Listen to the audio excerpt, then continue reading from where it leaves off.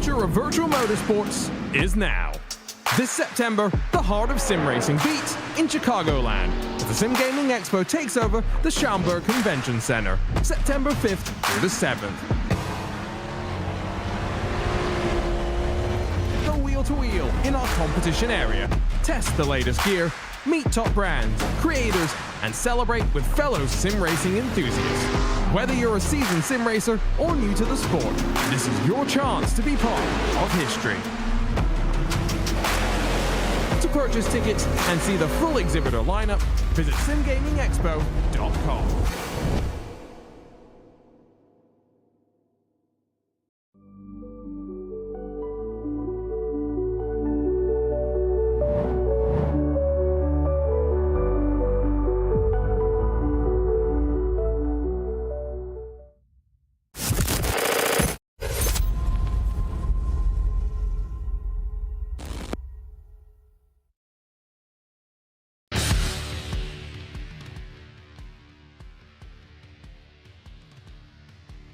Live from iRacing's virtual Nashville Superspeedway, we say good evening, sim racing fans, and welcome to round 8 of the 2025 Premier Sim Racing SimGamingExpo Truck Series.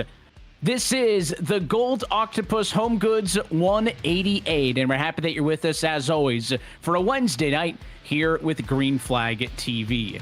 Our producer downstairs is Dustin, Ollis. My name is Evan Posocco, joined by Derrick Watson once more in the booth. And Derrick, the Richard Regan Jr. dominance has continued. Not only a race winner of 5 of the 7 races so far this season, but a race winner of 4 of the last races in a row. And while this is not the season finale, we still have one more race to go in Michigan in a week's time. Tonight could be the race that determines our champion. Yeah, we definitely could wrap up that tonight and have some other battles next week for maybe team titles or through the rest of the standings. Here we are at Nashville. As I said, one week left. That place up north, as I call it. I hate even saying that M word, but being a Buckeye, it's difficult. But we'll be there. It's not your alma mater, but your college football team lives in that state, I guess, right? Yeah, a lot of family that call the University of Michigan their alma mater or their home. So always love being in the Irish Hills, and it'll be an exciting end of the season on the 2-mile D-shaped oval. Here is why, though, we are on the cusp of crowning a champion, and that's because courtesy of what has been a dominant campaign for Regan, he leads the championship points by 50 coming into tonight. Basically, 54, the magic number for Richard Regan Jr. If he can exit tonight 54 points ahead of Bradley Holly, he will mathematically clinch the title. So the goal for him pretty simple tonight. You got to outscore that driver in second by 4 points, and it is yours. But just because that may come to an end tonight, plenty more Derrick on the line. Ted Lowendick, Mark Kalin, Steve Loving, a great 3-way battle for third, and several more spots through those top 10 on the line still. Yeah, a lot of them. Look up and down the board. I mean, 211 or to 219 to 203. That's 6, 7, 8.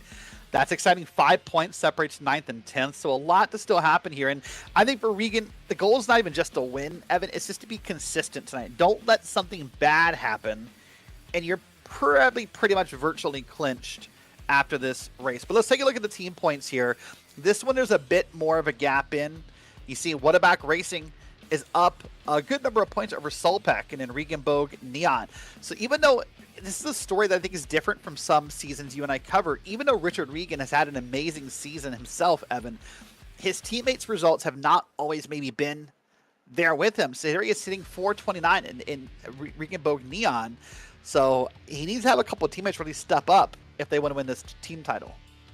Yeah, those Regan Bogue Motorsports trucks, the Neon team has been hot as of late. Can they mount a late charge against the Whataback Racing Group? Only time will tell, but they are running out of opportunities if they want to find themselves on the top step. If that top position ends up being out of reach, still a decent chance that Regan Bogue could get 2 of those teams in the top 3. So Solpec Precision Racing is going to have to make sure that they stay on their A game as this season wraps up over the next 2 weeks. Well, as always, want to say thanks to a lot of the partners who make tonight's broadcast possible. And as always, it starts at the top with our friends at the Sim Gaming Expo. Get ready for the ultimate simulation gaming experience. The Sim Gaming Expo is bringing all genres of simulation and gaming technology under one roof. Join us September 5 through 7 in Chicagoland at the Schaumburg Convention Center to try out the latest gear from the biggest brands in the industry, meet your favorite streamers, and celebrate your passion for simulation with our incredible community. Don't miss out. Get your tickets now at SimGamingExpo.com and be a part of Sim Gaming history.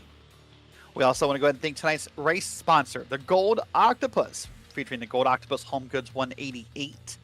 Since 2019, the Gold Octopus has offered handmade and rare home goods on Etsy, where each piece is full of charm and full of character. Now they're based in Nashville. They've expanded their offerings to include custom alterations, contract sewing, and unique creations from their in-house seamstresses. You can find them on Etsy, Instagram, and Facebook. The Gold Octopus, where craft meets character. So big thanks to those partners for bringing our coverage to you as always. Right now, as the sun begins to set behind the grandstands in Lebanon, Tennessee, we are in qualifying. Closed session as always, so trucks out on track individually. 5 minutes, 2 laps to put down your best time. As you take a live look in at some of the drivers participating in qualifying right now, there's a live look in with Jeff Evans as he tries to get times on the board. Yeah, moving around this very uniquely shaped track that we'll talk about throughout the night. Right now, Drew Wilkie's up on top of the board here with a pretty solid time. You'll see. We'll see if that holds up in the next 2.5 minutes. And I say if it'll hold up, Evan, because right now only, 14 drivers have set a time out of this massive field. So there's still a lot of big names to come out and try to set a time. We still got Dunn, Bogue, Morgan, Regan Jr., I believe, still needs to set a time, and many more. So we'll see what happens. Jeff Evans up to second on the board. So he's going to get close to the pole. He'll only be about, less than a tenth of a second off. Yeah, pretty good time there. Clocking in about 7 tenths or 7 hundredths, I should say, off. So under a tenth from the top position. Now you take a live look in with the number 48 truck is Thomas Sink yet to put a lap in thus far. This truck was kind of right smack dab in the middle of the field when it came to practice earlier, 19th best in the practice session. What can the 48 truck get as he comes to the end of timed lap number 1? Cross the stripe, 30.457. That is second slowest on the board, but everybody going faster on their second time around. So this is the lap that counts. Sliding, though, that time off of 2. Probably scrub some speed. Yeah, I saw a little bit of wiggle just riding on board there. Now we get down towards the bottom of this track. Don't want to touch the yellow line, but you want to get awfully close and track back out here.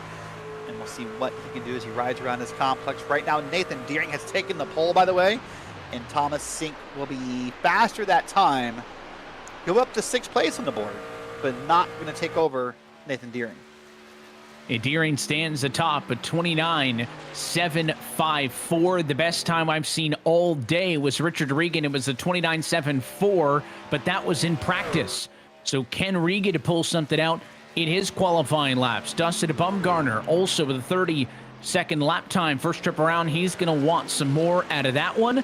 As you see Richard Regan jump up, he'll go P5 into qualifying for the 56. Across the stripe this time goes Bumgarner. Where does the 16 truck go on speed? He will end up jumping up a few positions there as well. Well, so if you're Bradley Holly, good news for you. Richard Regan Jr. is done his 2 laps. He's not going to get the bonus point for taking the pole. So good news there with about 10 seconds left here. Basically, I would say, well, a couple names has happened. I think Matt Gagnon to set a time at the very last seconds here. I was going to say qualifying is done, and then Gagnon went and put a time on me. Yeah, he sneaks in. He'll end up at about, we'll call it 4th position. I think now the clock strikes 0. A lot of big names going to be starting from the rear after not being allowed to take part in qualifying. So let's go trackside and take a look at tonight's Profit Python starting grid. So pole position goes to Nathan Deering in the Regenboog Motorsports green at number 5. He brings us to the green next to the Whataback Racing 13 of Ted Lowendick. Row number 2, third place starter tonight, the 38 of James O'Brien for Team Hype. To his outside, it is the Regenboog Neon number 14 of Matt Gagnon. Row number 3, P5 starter is the 63 of Drew Wilkie. To his outside, another Regenboog truck, that's the 56 of Richard Regan Jr. Back on row number 4, Bradley Hawley with some work to do in the 184 for Whataback Racing. He's next to P8 starter, the 51 of Jeff Evans. And through your top 10, back on row 5, your number 9 starter, the number 32 of Blade Adams. To his outside, the 48 of Thomas Sink. Going to move back into P11 here, and we'll find in that spot, you'll find Nicholas Schwartz with teammate Doug Evans on the outside in P2, both part of Miracle Flow Motorsports. Brandon Walters, part of Team Hype. He's got Jacob Dunn to the outside P14 with Tabula Rossi Esports.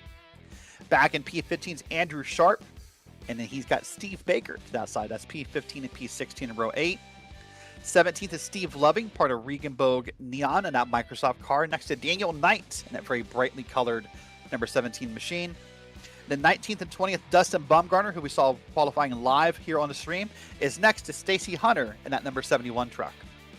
It takes us past halfway. You'll find number 21 starter on the grid tonight is Nick Hunter. To his outside, Mike Toomer Jr. in 22nd. 23rd on the grid to the number 88 of Doyle Lawrence. To his outside, 24th place starter, the number 6 of Evan Williams.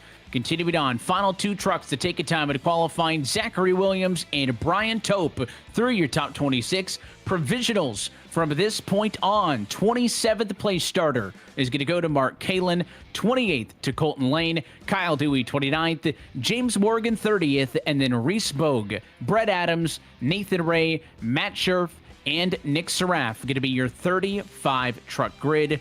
Only qualifying times to the drivers in the top 26. So look top to bottom at your Profit Python starting grid. Every second counts on the track and in making money. Like a perfect pit stop, the right deal at the right time means big profits. Introducing Profit Python, the ultimate Discord for deal hunters and side hustlers. Get blazing fast alerts on price drops, secret sales, and hidden jackpots before anyone else. The race to profit is on. Don't get left in the dust. Join now at www.whop.com. That's WHOP.com/Profit Python. Profit Python, strike fast, profit faster. Well, Evan, we're lined up to be ready for this race here at Nashville. Before we do that, since we got the extra pace off, let's take a look back at last week, the Memorial Day race. The race where we honored the troops at Charlotte Motor Speedway. See some of the beautiful pictures here from Mr. Head. You'll see, of course, this look back through the field, and we'll see some of these pictures cycle on through. Different amazing screenshots and pictures from Mr. Hedge here. And, of course, this race, as you said, won by Richard Regan Jr. Won a week ago. Speaking of Mr. Hedge, it is a place where sim racing is full of unforgettable moments. At Mr. Hedge, iRacing Photography, and they can capture them all. From first wins to fresh liveries, even the crashes you'll never forget, Mr. Hedge turns virtual racing into memories worth sharing. Clean, sharp, and made for sim racers. You can visit mrhedge.co.uk to get the best moments in focus for yourself. Boy, look at those pictures, Evan. I mean, those would make a great for a friend. If you have a friend who maybe won, let's say, the Coke 600 last week, like you and I watched. If you win even a PSR race, maybe get that framed. We see, of course, Mark Kalin has those pictures framed, and many other racers. Those are amazing, beautiful screenshots. Yeah, I've got some screenshots from back in the day, some races that I've done on the sim with some NASCAR Cup drivers, but the screenshots are not nearly the quality that Mr. Hedge could offer, so I wish that I had some of those memories captured by Mr. Hedge iRacing Photography. Well, the lights are out on top of the pace car, and we are ready to go for the penultimate round of this SimGamingExpo Truck Series. Nathan Deering, Ted Lowendick on the front row as we get set for 75 minutes of racing just outside of the Music City. Let's go racing in Nashville.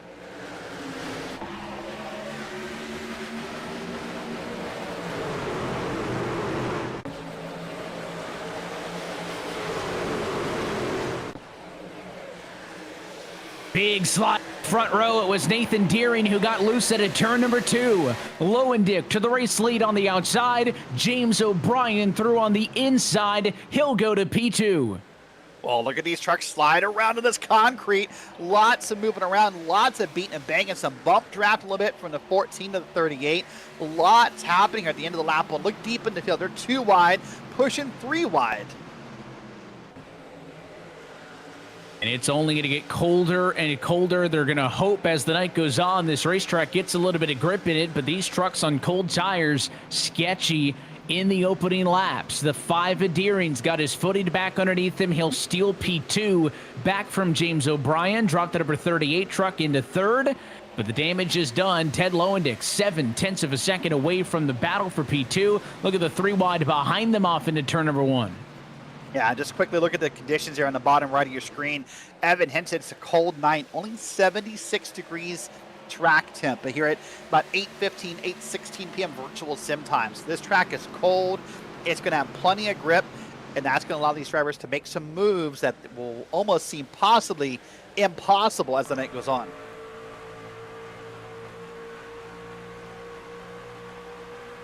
Side-by-side battle, looking off of the back of Drew Wilkie there, the number 14 to his outside. That is Matt Gagnon. This battle goes on for 4th and 5th position as they run right now. Outside, the place to be, that's where the speed on corner exit was. So Gagnon, a successful defense of that position, dropped Drew Wilkie back into P number 5, which is where he started this race a little bit earlier on. And for the first moment in time, your top 10 or so have single filed out. Mid-pack, not the same story. Somebody smacked the fence off of 4. Saw a puff of smoke. Doesn't look like it's any damage. Might have been either that 99 of Brandon Walter or the purple number 3 of Jacob Dunn behind him. All of this going on for P16 on back. Yeah, and I think that conversation of someone hit the wall is going to be a kind of repetitive comment we're going to make throughout the night. This track's a little slick. It's a little easy to get up there against the wall, so I don't think that'll be the only instance of that puff of smoke you hinted at. As there's another one, as this night goes on, that one of those SimGamingExpo trucks just did it towards the back of the field. So that's going to happen all night long. The good news is, you don't want to hit the wall, Evan, but it's sort of one of those tracks where if you just kind of scuff in the wall, you're okay. But hold on, someone's not okay because the caution is out. Early caution flag, only 6 laps into this race. It is number 12 of James Morgan, who has gone around. Morgan was back in the number 30 spot, so mired in traffic.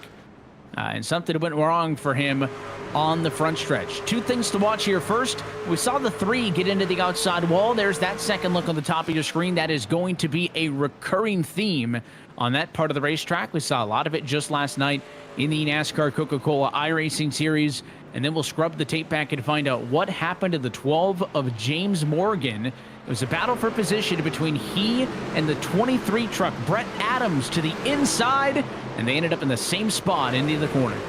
Oh, boy. Went up there and caught Brian Tope up against the wall, and that's sort of interesting in a lot of ways. I kind of want to see the initial impact again to see what happened and maybe who got to who, but sort of interesting and kind of, I don't want to call it awkward, but I mean, remember a couple weeks ago, Tope had that collision in the back of one of those TRE cars under caution when he maybe wasn't on the brakes as fast as Stewart thought he could have been. And now one of those TRE cars comes up the track and says hello. Here's that replay again. This is on board with Adams. Watch this here. Let's see. Morgan's going to come down. Oh, yeah. I mean, Morgan just came down and he just pancaked Brian Tope up into the wall. Yeah, he's not expecting the 23 to come from that far back, so you could argue the 23 is going for an aggressive move there, but that's his lane, right? He's on the bottom. That is his real estate, and the 12 truck comes down, probably caught them both off guard, and unfortunately for the 12, no chance to save it with those kind of speeds. Let's go on board with Brian Tope. He was to the outside of when the contact happened under him. Again, no signs of anything bad, and there's nothing you can do when that truck gets sideways in front of you just like that. The biggest hit of any likely to that number 54 as that Toyota is down pit road for some extensive repairs.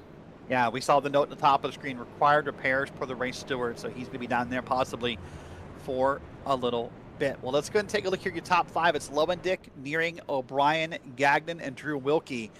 Your top 5 here is we're lined up here under caution, and I see that the lights are still on. So we've got an extra lap here. to focus on it. And I think this is sort of an interesting top 5, Evan, because we have Lowendick up here, who's up here, commonly involved in that top 5 conversation. Nathan Deering seems to come up and down the top 5. O'Brien's had some moments this season. Matt Gagnon, there's the driver I want to focus on, though. When I talk to Matt sometimes, Evan, and this is something I think we see with sim racers, it's the confidence that Matt doesn't have in himself. I think sometimes Matt comes out there, and I think you see this sometimes too. I think Matt almost defeats himself pre-race sometimes, and I say that out of respect and love for Matt, but sometimes the person who doesn't expect Matt to win the most is Matt. And I really believe if Matt could get around that confidence problem, he's probably got some better finishes ahead in that 14 truck. And he's had a couple of good opportunities. I mean, a 14th place finish in Charlotte. You go way back to, of course, Talladega a little bit ago, started 6th, finished 5th, so had a pretty good truck in that one. So of his 5 starts, 4 of them are finishing in the front half of the field. So there is something to be built upon for the number 14 machine. So that is something to be said for the Matt Gagnon camp. The lights are out on top of the pace car. We will restart this time by. And if you're just joining us for the first time for the SimGamingExpo Truck Series timed races, so you see the clock in the top left of your screen, a little bit over an hour still left on the 75-minute counter. The number 5 decides when this race will go back green based on the painted restart zone on the inside of the racetrack. The jump goes in favor of the 13 up top, and it is Lowendick bringing us 2 after he chose the outside. He's got the advantage to turn number 1. Side-by-side fight going to be for second. Nathan Deering trying to hold off a challenge by that 14. We were just talking about him. Matt Gagnon, he's got the run off of 2, and he makes the move to P2. Boy, how often do we see that? And the answer is not very often do we see that the leader doesn't get the jump. Deering was the control car, as you said, but I mean, 2 cars got around him very quickly on that restart. So a great jump by Ted Lowendick, a great bit of timing, a great everything in that moment here. So it's Lowendick, Gagnon, and now Richard Regan in your top 3. Regan's up 2 spots after starting in the number 5 position. But how long will that last? The battle's behind him as Nathan Deering continues to struggle on the inside lane. That blue truck down low, only losing ground. Regan gets around him. The number 5 of Deering now sees Drew Wilkie drive past, and now he finds a hole up on the outside, jumps up and tries to stop the bleeding, but it is 4 positions lost off of the restart for Nathan Deering that time. Next battle, 38 to the outside. That's James O'Brien. The 184 of Bradley Hawley is on the inside. Hawley cannot let Richard Regan outscore him by 4 points or more tonight, or the championship battle comes to an end. Right now, Regan is doing just that, running 5 positions ahead of the 184. And you see on the top right of your screen, and you'll see the points as they run, by the way. So you'll see, hope we can use this feature as the night goes on and how everything looks. But I think for Bradley Hawley, you're right. There's that number in your head of, hey, I can't let Regan outscore me by 4 points. But when you're 50 points back, Evan, I think the only thing you can really honestly do is pull the DJ Khaled and just win. And, let everything else happen as it's going to happen, right? You have to hope that you win and that something really unfortunate happens to Regan, or next week is probably just, merely locked by starting the race probably. Yeah, and that's what you want to avoid. You never want to wish ill upon a competitor. You always want to be able to win based on your success and not somebody else's challenges. But in the end, you just want to be mathematically included. Jacob Dunn is really slow on the exit at turn number 2. He got all kinds of out of control, I think, in turns 1 and 2. He didn't get the fence, but just carried no speed on the exit of that corner. And the driver who was in 19th position the last time by the start-finish line is going to come across the stripe this time in 31st. So an awful lap around for the number 3. An awful lap around, but boy, what a skill that is, by the way. As you said, all out of control, had a really bad lap. And you know what he did? He backed up the car, said, hey, let me get my handle on this. Let me get my nerves together, and I'll get back into it. How often do we see a driver who has a bad lap and kind of wiggles the car around and has a moment of a wall tap here? Watch the replay up top. And, oh, hello. Wow, maybe a bit of a contact there from Nick Conner on the bottom. But how many drivers do you and I see, Evan, who would take that moment and make it worse by trying to get back in the throttle, by trying to race aggressively, by not getting things settled, and all they do is end up making it worse, or even maybe bringing out a caution. It could have been a lot worse. So a good piece of driving, I think, to keep a bad lap from being an awful lap, because he's able to stay in this race. There's the onboard look, and it was just a checkup. Looked like he was trying to come down in line. A checkup happened, and then all of a sudden the driver behind closing quickly onto the left rear. That was very similar to the first yellow we saw in this race. Contact into turn number 1 on the left rear of the truck. Fortunately for that 3 done, though, he was able to hang on to it and keep on going. Battles in the midfield continue aplenty. This group around 23rd position. A couple of positions gained for the likes of Kyle Dewey. He's up 7 positions. Colton Lane is up 4. Trying to set his sights on Mike Toomer Jr., who's been quiet to start in that green 42. Yeah, and you saw another wall scuff in the back of that camera shot there. So you'll see they're going to happen all night long as this race goes on. Steve Loving's now going to make the pass on the inside of Doug Evans in that bright, neon green Miracle Flow machine. This is the battle back here for 15th, 16th, and 17th. They've got a couple others, Blaine Adams and others involved in this battle as well. So, I think a great thing about this racetrack is really, up and down the track, we're only about, 10, 11 minutes in, but there's battles everywhere here. This is not, a track where everyone's just kind of spaced out. Somewhere, everywhere, there's a battle happening. It is a fantastic racetrack that has been around for some time, but since dormant for nearly a decade when it came to top-level NASCAR competition.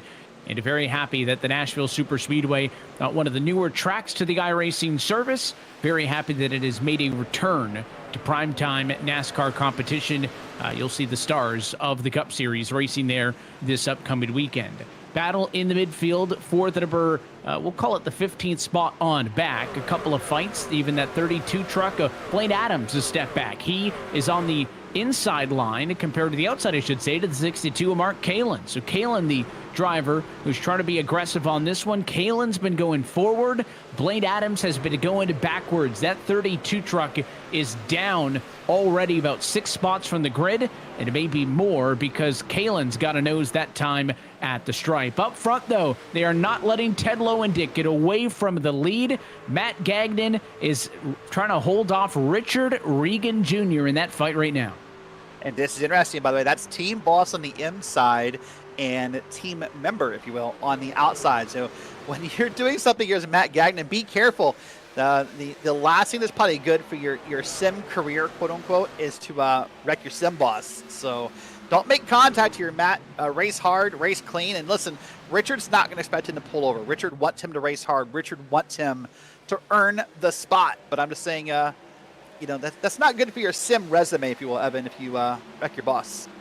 It tends to be frowned upon. So these drivers will strike a balance and may be a little bit more lenient with one another than if you were racing against a rival. What this thing is doing, though, is the longer they go side by side for the lead, the further out in front Lowendick goes. He has led 21 of the 20 or now all 22 laps that have been completed so far in this race.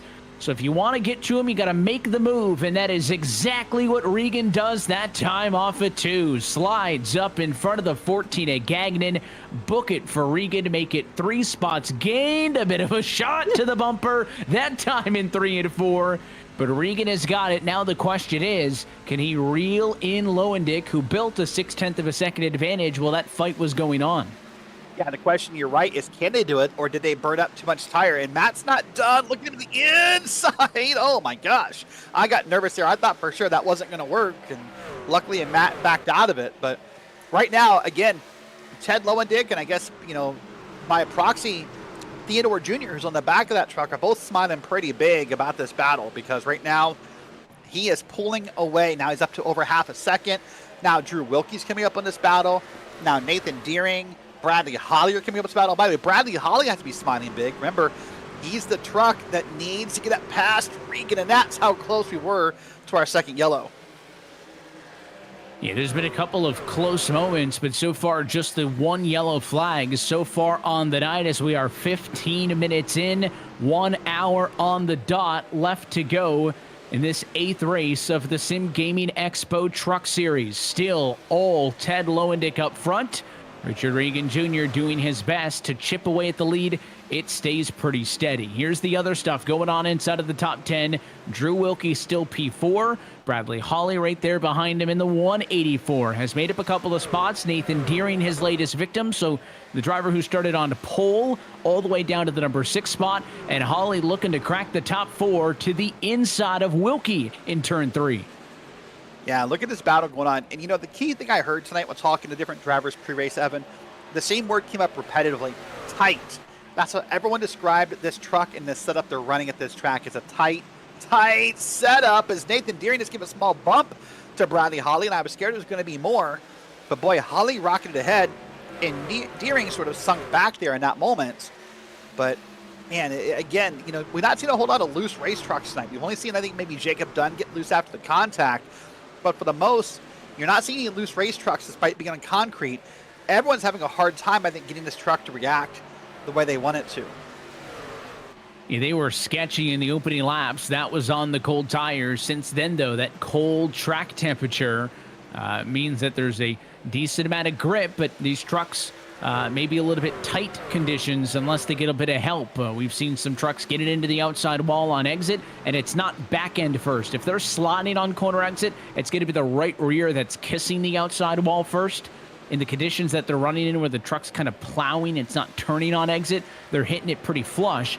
That's what we've seen over the course of the couple times we've seen somebody get into the fence on the exit of the corner. High and above from the blimp over this Nashville Superspeedway. Got the best seat in the house for the battle for P7. Thomas Sink leaning on the 5 at Nathan Deering. And enter Steve Baker. The 2 truck goes to the outside. Boy, look at that. Able to pass on the outside. How many tracks can we not say that? Oh, look at Thomas Sink really got tight there. You saw it had to kind of get out of the throttle and lift. Here comes Jeff Evans now to the inside. But again, how many tracks can you say we've never possibly seen a real competitive pass on the outside? But here at Nashville, we're able to make that happen. What a great run. Now Jeff Evans is on by. Here comes Andrew Sharp in the 24. Is going to try and make a move. So in the moment, Thomas Sink having a really hard time. He is struggling to try to finish this off. Sink on the outside of the racetrack was the driver on the attack. Now finds himself on the defensive.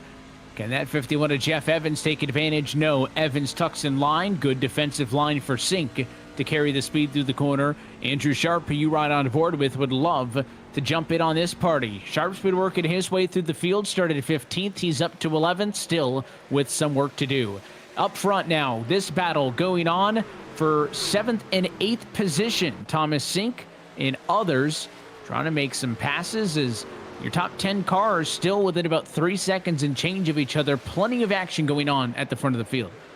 Yeah, so, we talked in the beginning of this show and minutes ago about this car being tight, right, and how that was going to be this theme. The other theme I heard tonight was difficult to pass. And if we take a look in a minute here maybe at our, gainers and movers throughout this racetrack, or even just for the top 10, compared to other tracks this season in PSR and the SimGamingExpo Truck Series, Evan, there's not a whole lot of ups and downs in your top 10. Look at the graphic there. I mean, we see a couple +4s, maybe a +6, but sometimes it feels like we see +20s already on that board.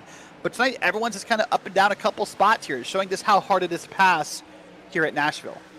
Yeah, nobody's dog walking the field yet. They're having to fight hard and earn every single position that they try to contest on the racetrack at all times. The 19 of Nick Hunter is in this battle. It's for 19th position on back.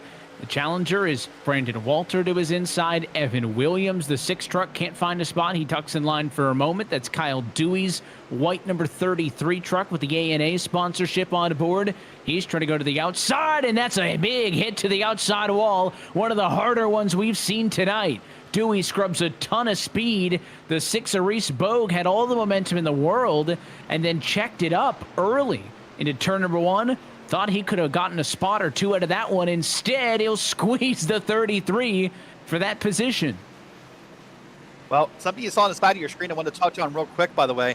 Zach Williams is down pit road. That's a long pit stop, and I don't know why. I tried to figure it out, Evan, and I couldn't see indication on track or heard any kind of voice chat that indicated like a wall hit or anything, but he is down there, so we'll see what happens from that. So it's an early trip down pit road for him outside of the likes of Zachary Williams and some of the other drivers who may have pitted earlier on the first caution flag, and nothing else scheduled-wise for the drivers amongst your leaders. Again, we are not yet within the conversation to be talking about pit stops yet. If this race can continue under green, though, that conversation will be had in due time. You're not missing anything up at the front of the field. Ted Lowendick's advantage is still steady at about a half a second over Reagan in third, and Gagnon, or should say Reagan in second, about Gagnon behind them in the number 3 spot. That's why we look at the battle with the number 38. James O'Brien in P6 has been going the wrong direction. He has slid back 3 from the start of this race in that team hype Chevy. Steve Baker, you talk about no one's got some, crazy numbers. Well, the +6 that Steve Baker's working on, the 3rd most passes out of anybody in the field. Yeah, doing a great job. In fact, is Steve Baker now. It's all over the back into that car, but we'll move up here to Bradley Holly and Matt Gagnon. This is 3rd and 4th. Matt is doing his best in a way to race Bradley Holly. And listen, Matt's not the kind of guy who would do this, but of course someone might say, hey, listen, that's a Regan Bogue car holding up Bradley Holly. It's sort of interesting. I think it's just a matter of coincidence. There's nothing to it that I can see. They're both racing hard, but this is benefiting team owner Richard Regan Jr. that Bradley Holly is having a hard time getting around here at Nashville. Well, earlier, Evan, you talked about, of course, this track's made a resurgence in the past, 2-3 years in NASCAR. I think a lot of fans know this track, but they don't know they know this track. This is sort of one of those, the word you want to use, meme-tastic moments in NASCAR with the boogity, boogity, boogity amen prayer came here, 10, 15 years ago now during an Xfinity race. Where drivers always get a guitar for winning. So I think a lot of drivers know this track, but they maybe know it for not the racing reasons, right? Every racetrack has to have I was there the year that moment, and I think that may be the one for the Nashville Superspeedway. I still have people who, are not big Racing fans, but they've seen that clip online. It kind of pops up and goes viral every once in a while, and you still get people asking about him. And then he came back. He came back to another race. I don't know if it was the return to Nashville. Yeah, was it the return to Nashville where he came back and did it again? Yeah. And almost not exactly the same prayer, but not far off of it from what I remember, right? So, but I do want to ask you here, we're going to watch this replay first. This is Zach Williams on the bottom. This is right around Jacob Dunn. And just gets loose through the grass. Remember, this is just after pitting, so those are cold tires.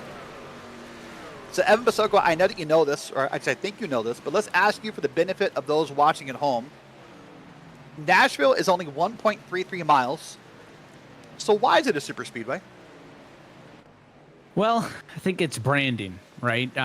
There's been the constant, what do you call the Daytonas, the Talladegas? Well, Talladaga's super speedway. Daytona's not, though, right? Daytona's just a speedway.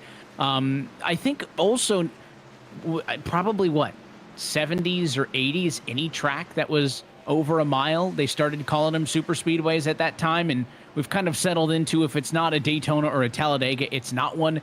Some people are a little bit, on the fence about Atlanta, but this racetrack's a competitive intermediate, and we've got our second yellow of the afternoon. Brett Adams is into the outside wall on the front straightaway, and I see some damage also on the 99 of Brandon Walters, so something would tell me that something happened between those two trucks that were battling for 23rd and 24th. Let's take a look, and a lot of help as that 39 seemed to, or the 99, seemed to come down the track and tag Adams in the quarter panel.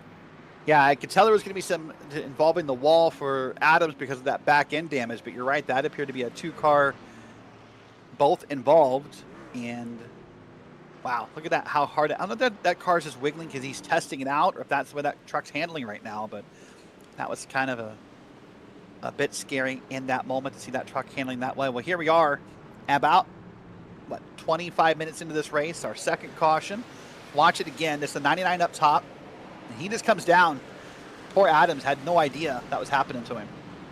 And we've seen a lot of drivers come down even when they're on their own, right? Some of them want to go all the way to the yellow line. I think maybe he was just expecting the truck on his inside to make a bit more of an aggressive move, but in the end, the onus is on you to make sure the real estate's there before you turn the truck down, and had a fortunate contact there. is going to bring those trucks down for repairs and to bring everybody down pit road for the first time tonight. Wholesale service is on deck. All of your race leaders in this time, led by Ted Lowendick. Let's see. It's expecting me 4 tires and gas for everybody, as you said, full service. I don't think anyone will play with this stop here. So this would be a good news for the field, a good chance to kind of get reset and pit under caution to kind of level the field a little bit here. Oh, there's the first one off. It's Richard Regan. Nope, it is Ted Lowendick, but that was close. Mark Kalin got caught speeding, Evan. End of line penalty.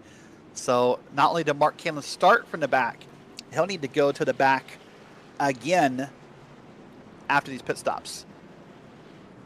That is a bad turn of events for Mark, is the number 62 truck with some work to do following that. So he's going to cycle himself basically back to the rear no matter what. And it tried to make it close in the battle off of pit road, but in the end it was Lowendick who had that slight advantage over Richard Regan.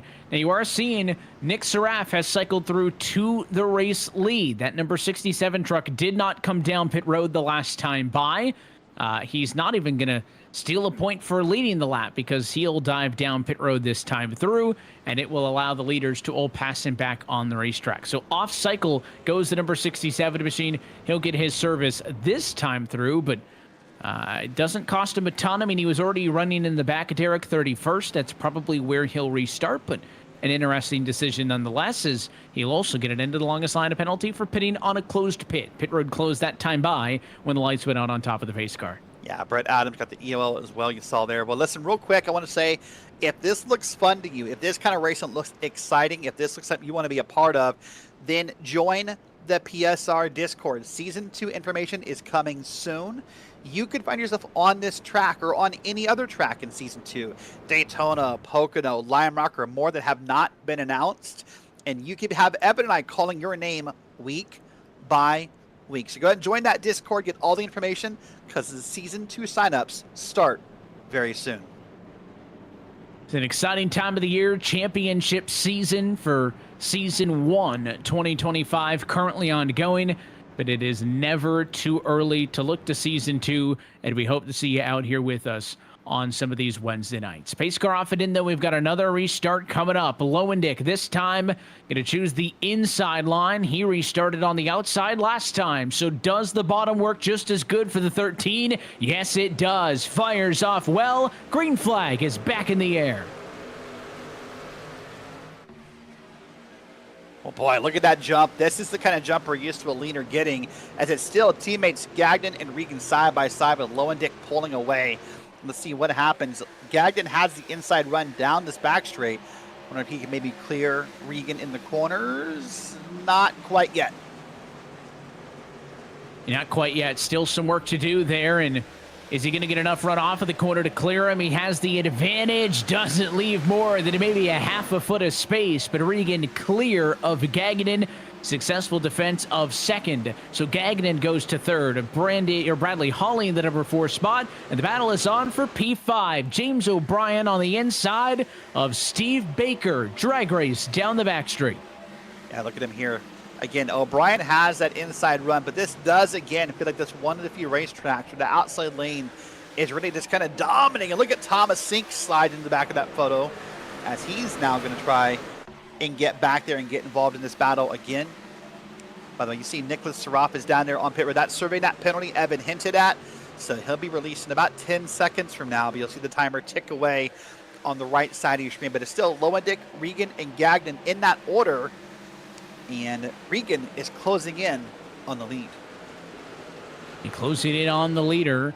Surprised to say that we are nearly 50 laps in the books on this timed event, and Richard Regan has not led a lap. That's been an abnormality so far this season, as one truck on pit road driving off the pit lane right now. That's Nick Seraph, who was down, and now Brett Adams also going to make a dive down onto the pit lane. So 2 drivers on pit road off cycle compared to the leaders, who all just came down pitted, got fuel, and will be good for a while. And I don't know if they're going to be good to the end of this race. I think trying to guesstimate how many laps we would get in with 45 minutes on the board would tell me we are not within the fuel window to be able to get to the end of the race, but we will let the race pace itself tell us that story. As it's hard to miss that bright green number 41, Doug Evans. Haven't talked much about the Miracle Flow Chevy tonight, but there he is, holding off a challenge from Reese Bogue. Yeah, and Doug, of course, one of the sets of relatives that has raced this season in the SimGamingExpo Truck Series. His son, Jeff Evans, is out here on the track as well. At one point, Nick Hunter, you see up top in that bright yellow truck, had his brother Austin Hunter on track. Austin has stepped away just due to some real life stuff and kind of getting life settled with the new job. But you see, it's cool to see when you have relatives racing together. Evan, it's something that honestly I'm very envious of. I mean, I couldn't imagine what that bond feels like, having that moment of just having, you know, a brother, a father, or something of that nature racing with you and share that moment. It must be pretty cool to have. I always joke, though, it could be pretty awkward at the dinner table, you know, if the race doesn't go well. Yeah, there's pros and cons to all of that, but so far, nothing between the two that would be anything bad. As that 23 of Brett Adams, you can see him now exiting down onto pit road. That truck was down there for quite some time. Up front, Lowendick is finally under siege, and this one's going to be over before it ever really started. What a big dive, and what a corner for Richard Regan Jr. Just like that, your new leader, the number 56 truck. It's his first time out front tonight. Well, if you're Bradley Holly, business just picked up. It just got more serious, right? Because now you have to know he's leading, and now you have to do everything possible to get up there, right? You need to basically finish third or better if you're Bradley Holly right now. You cannot sit back and wait. You have to push. You need to keep him in distance and hope nothing bad happens. And can you stick with Regan if you're Lowendick? Can you keep things competitive as the number 2 driver in line, or is that clean air going to work in favor of the 56? Lowendick led 51 laps out of the gate here, so he has a competitive race truck. Regan didn't start far back. I mean, qualified to P6. It's not like he's been relegated in the midfield, but has slowly chipped away and may be one of the best trucks on the racetrack. Small gap from the top 3 to that 184 of Bradley Holly right there, who is doing his best to keep pace with Regan in hopes of the championship conversation staying open a week longer. But that bright red number 14 in third, Matt Gagnon, putting pressure on Lowendick as the center car in this 3-truck sandwich up front. Yeah, hold on. Caution's out, so we'll come back to that story in a second. This would be another caution at this evening. Oh, trucks all across the backfield. My goodness, there's Jacob Dunn's down there. One of the SimGamingExpo. I think it's Evan Williams down there. Nicholas Schwartz is down there. So a big explosion of trucks across the grass on the bottom of the back straight. Big mess. So bring out yellow flag number 3 as the pace car will pick up the field this time through, and we will wait to get a second look at what happened. Top of your screen, just a little bit of no man's land was the 171. I think he had to check up to avoid getting in the truck to his outside, but you can't really lift that part of the racetrack, right? Corner exit, everybody's building up speed, and if it was a feather of the throttle, it meant that those trucks behind started to close in quick, and all it was a touch on the quarter panel to send them around. You just can't get away with that kind of contact.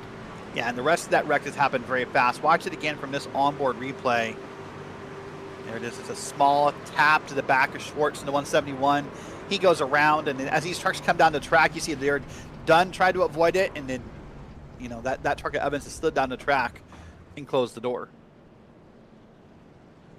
So a quick caution flag means that some of the drivers towards the back of the field are coming down pit road. It looks like Adams, Kalen, Dunn, Lawrence, Deering, Walter, Sharaf, and others in this time.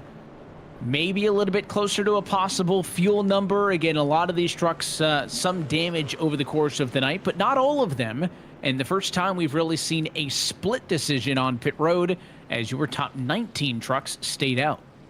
Yeah, very interesting to see, and this could be a fuel strategy. We'll see how it plays out here, Evan, as this race moves on. Well, let's take a quick opportunity under the caution flag to step aside. We'll be right back with a restart coming up.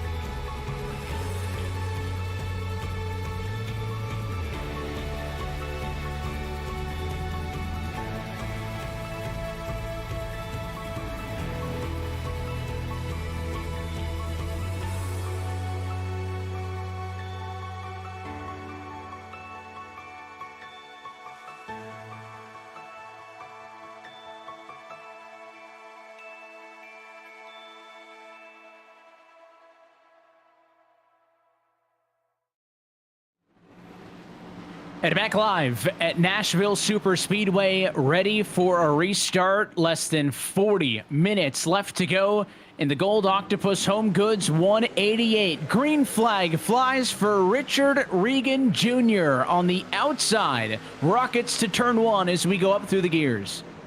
Wow, what a great jump that was for Regan, making a great move here. And that's the typical advantage we see from our leaders. But here's Lowendick now under attack by both Holly and Gagnon. I thought Holly was going to shove it 3 wide there, and he might still. Evan, he's trying. He wants to. He just can't find the space. There it is. There's basically 3 wide at Nashville.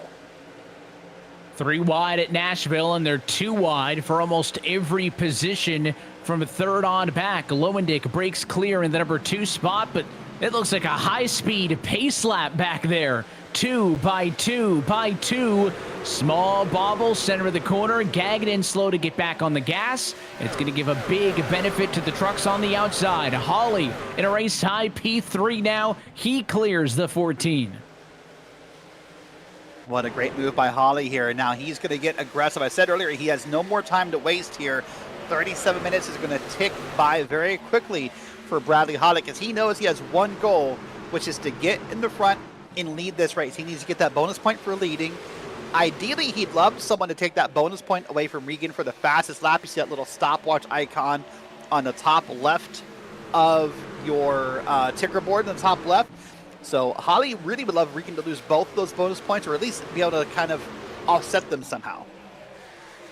Yeah, and that means that if the guy that you're hoping isn't chasing you is in the number 1 position, even a P2 might not be enough to keep that conversation ongoing. So the ball is in the court of Mr. Bradley Holly right now. And the positive for the 13 is that truck has been getting better and better all night long. And that 3rd spot is the highest we've seen him at any point in this race. Well, they really got aggressive off of the restart. They were 2 by 2 in the top 10 for the longest time, and it single files out almost just as quickly. First side-by-sides with that bright pink number 51 truck on the inside. That's Jeff Evans in battle for Andrew Sharp in 10th and 11th, but everybody up in front, single file. Not a lot of space, though, between those trucks. Who's the next driver to jump out of line? You see some of them looking down the back stretch. A big moment back there. Look at the 5 of Nathan Deering, 4 wide into turn number 3.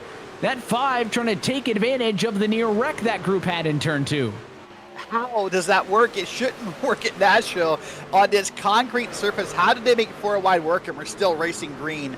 That's incredible. Congrats to all 4 of those drivers. Watch it again on the replay. Oh, there's a different replay. That's Doug Evans getting to the back end of Mark Kalin and getting him loose. Boy, Mark, this is sort of the epicenter, by the way, that 4 wide run here. But boy, Mark started the end of the race due to a penalty. He had to start at the end again due to a speeding penalty on pit road. Now he's been kind of bumped around by Doug Evans. This really has not been Mark Kalin's night. It has not been, and it almost went from bad to worse there with that big moment. But they survive it, and the battle continues up front where Richard Regan is not able to pull away from the other trucks. Lowendick second, Holly still third, but Matt Gagnon and James O'Brien are on the scene also. Here comes Baker to the inside. That's the black and blue number 2 Toyota. Down on the inside of the 38 Chevrolet of O'Brien. The side-by-side for 5th will slow both of those trucks down. And as your top 4 stay single file, Lowendick is within a half a truck length of the race leader. Boy, look at Baker just sort of powering his way through under the 38, trying to get a run happening. What's helping O'Brien, pardon me, is the fact there's that big draft line. There's that big choo-choo train at the top lane here. Whether it's Regan, whether it's Holly or others, it's kind of helping pull O'Brien along when they do that side-by-side battle. Now 1, 2, 3, 4, 5, maybe more cars in a row here. Up to the corner, the lines will be different, Evan, but down the straights here, through the corner now, it's pretty consistent for everybody, just kind of following the leader right now. But again, it's Holly trying his best to run down Lowendick, and they are nearly running identical times for Holly and Lowendick. So this is going to be just a good old-fashioned Donnybrook here at Nashville. It really is, and we are just now past the halfway point in this race, ducking under the 38-minute halfway point. So we are now racing towards the end. The sim estimates if this race stays green, Still about 65 laps to go in lap totals, but Bradley Holly trying to chase down Ted Lowendick. You can't get to the leader if you can't get into that second runner-up spot right now. Just not enough of a run to make the move. Meanwhile, the 2 of Steve Baker still on the charge. Made the move on the inside of James O'Brien. Now trying to do the same thing on the inside of the 14 of Gagnon. Battle for 4th is on. The 2 truck needs to clear about halfway through the corner on the bottom. Big moment there, though. Caught the apron, got sideways. And now not only can he not steal 4th, he might lose a spot back. O'Brien peaks up high. Well, we talked earlier about these trucks being tight all night long. Well, if you want to loosen up the truck, touch that yellow line, Evan. That apparently will go ahead and bring that truck alive, so to speak, here. And it did in that moment. That got a little scary right there, but they're still side-by-side as Baker and O'Brien. Baker recovered quickly, and that's amazing on my part from the driver mentality of Steve Baker, because a lot of times when a driver would lose a truck like that, they get kind of freaked out. They start wiggling the wheel. They kind of start trying to make snap decisions, but Baker seemed cool as a cucumber in that driver's seat and is really stuck to his guns there. Yeah, he has, and right now the 2 and the 38 truck leaning on each other in the battle for what is again P5 and P6. A bit of a replay of what we saw 4 to 5 laps ago. The 38, though, this time comes out on top. O'Brien completes the pass on the outside. And Baker, who thought he might have been a P4 truck a few laps ago, back in the number 6 spot, having to hit the reset button once more. Not in this battle yet, but it's worth noting Daniel Knight and Andrew Sharp, they're top 10 trucks for the first time tonight, a ways off of the leaders, but some trucks making progress to keep an eye on. As Lowendick about a truck and a half off of the bumper of Regan. I don't want to call that a comfortable gap, but I guess it's better than the truck being on your deck lid the last time we saw them. Yeah, definitely, for sure. It's a little bit more comfortable here. By the way, if we can quickly move back to the battle for P13 and on back, Kyle Dewey. Quick shout out Kyle Dewey here. He's had an up and down season, up 16 spots. He's tied actually with P15 and Reese Bogue for most spots gained that I could see on the board tonight. So big shout out to this 33 truck. He's had some moments this season. Maybe not all positive moments, but hey, tonight at Nashville, he's one of the few trucks that has figured out how to gain spots here on the track. You can see those positions gained, and for the number 33 machine, Kyle Dewey, he's been the best at plus 16. He and Reese Bogue both are your biggest movers in the field as we work lap number 73 and take 30 minutes left to go underneath the flag stand this time by side into turn number 1. The battle is on again. This time it's for 4th between O'Brien on the bottom, Gagnon on the outside, and what a bounce back for O'Brien. Nearly a wreck behind. Gagnon and Baker get together. Big moment, big save for Gagnon to keep it pointed straight. That solidifies the pass. O'Brien back to where he started in P4. Now Drew Wilkie's up top there in that black and red truck. He's going to try to take advantage of this moment. He kind of squeezes Gagnon a little bit, and it comes back up. It's going to try to complete the pass here. Boy, Steve Baker, for the second time, really had to wrestle control of that truck. And I guarantee you, if we were watching on board or if we were sitting in the truck with Steve Baker, it's got to be like arm wrestling like a polar bear in that truck right now. It just seems so difficult to move around, but congrats to both of those drivers for making that work and not wrecking the field, or wrecking themselves at least, in this moment. Long way to go still. We've had a couple of close moments. Some trucks have been taken out in accidents so far tonight. Doyle Lawrence and Brian Tope, drivers who are not able to make it through to the scheduled distance after being involved in accidents early. Overall, though, 28 trucks still scored on the lead lap in this race as things run currently. There's the onboard look with the big moment, and it was loose on the bottom is what kind of set all of that up. But good piece of driving to keeps this thing going, and more battles inside of the top 10. Let's go 3 wide to the inside. Kalen on the apron back there trying to be the instigator. Boy, oh boy, that's not the move I'd want to make. That seems a little scary, but hey, it worked. So congrats to Mark. By the way, Mark, again, up to P12 now, right next to Jeff Evans. I want to point that out and say again, because, I mean, remember, this is his, second or third trip through the field tonight. That is different, right? It's not just being up spots. There's that NASCAR stat they keep in real life of cars passed. Mark must be leading that stat tonight. Remember, he's gone to the back on the start, he went to the back after the first caution. He got that hit from Doug Evans staying to the back. So Mark, again, is charging through the field. On the move, Kalen trying to bounce back and, get into this conversation.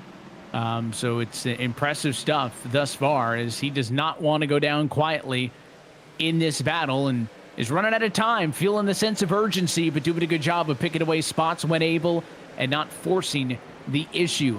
Pretty stationary for the moment amongst your leaders. You take a live look at the points as they run. Top right of your screen, positions gained and positions lost in terms of how many points they're adding to their total. Remember, we said Richard Regan needed to outscore Bradley Holly by 4. Well, right now, he's slated to capture at least those 45, 41 for Holly. So even in a top 3 position for Brad Holly, right now that would not be enough. It would be right on the number for Regan to lock this thing up. So the 184 truck, you got to find something in the next 27 minutes. Yeah, you need a couple things to happen. First up, as I said, you need to lead a lap if you're Bradley Holly. You need to get that bonus point out of the way. Ideally, you need someone sort of, F1 style to come out of the pits and just blow away that lap. That Regan said it was a 29.839 is the fastest of the night. I mean, on track right now, no one's going to do it. They're about, a second and a half off of those times per the tire wear currently. But Bradley Holly needs to lead a lap. He needs someone to take away that point for fastest lap. And hopefully what he needs to do is finish better than Richard Regan Jr. If that happens, I don't know. But he can certainly try his hardest. His boy Thomas Sink barely got in behind Mark Kalen there. That could have been contact. Yeah, there's been a couple of moments just like that in this race, but the Nashville Superspeedway showing why it's a popular race. Even under the lights here with a little bit more grip, these drivers are still finding ways to move around the racetrack. Not quite as multi-groove as maybe you would see during the day when it's hot and when it's slick and drivers are forced to look around. I think also we're 38 laps into the run. We're starting to get to the point where these tires are going to really start to wear. That will force drivers to look elsewhere. Again, the cold track temp at 80 degrees is helping with the grip, but eventually you get late into these runs, these drivers are not going to be able to hold it on the yellow line like they've been consistently doing all night. They're going to be forced to start looking elsewhere. There's a look off of the back at the 2 of Steve Baker. Drew Wilkie all over the bumper of him as down pit road comes Nathan Deering. He had pitted on the most recent yellow flag, thought maybe there was a chance those drivers would have enough fuel to go to the end. This seems to be an admission that is not going to be the case, and this may be his final pit stop on the race with 25 minutes left on the board. Yeah, I guess now we'll wait and see if he becomes the trendsetter that kind of kicks off this round of pit stops, or if he is the outlier. That'll be the question, right, is sort of how that happens and what's going on here. So we'll see what becomes of that. Here's a battle on screen. This is Thomas Sink and Daniel Knight right here, racing pretty hard, and Knight finally makes the pass here. What about 25 minutes to go in the race? Looking up and down to timing and scoring, I don't see any other trucks who've yet made that call, Evan. So at least for right now, Nathan Deering appears to be the outlier.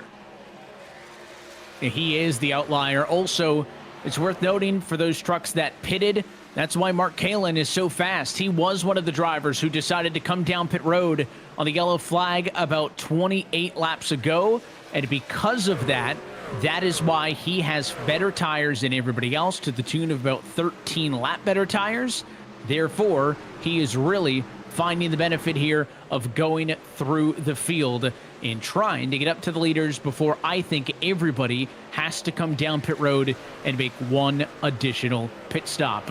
Well, as we wait for maybe that green flag cycle of pit stops to come on through, let's take this opportunity to take a look at our Miracle Flow team update and see where those Team Miracle Flow drivers are running on the racetrack right now. So let's cycle through and take a peek at where some of them are on the racetrack at the moment. Let's start with the 184. Why not? Mr. Bradley Holly is one of the more notable drivers. We've been talking about him for most of this race. Cannot allow Richard Regan to outscore him by 4 points tonight. Right now, that's the exact number that they sit on right now. Bradley started in 7th.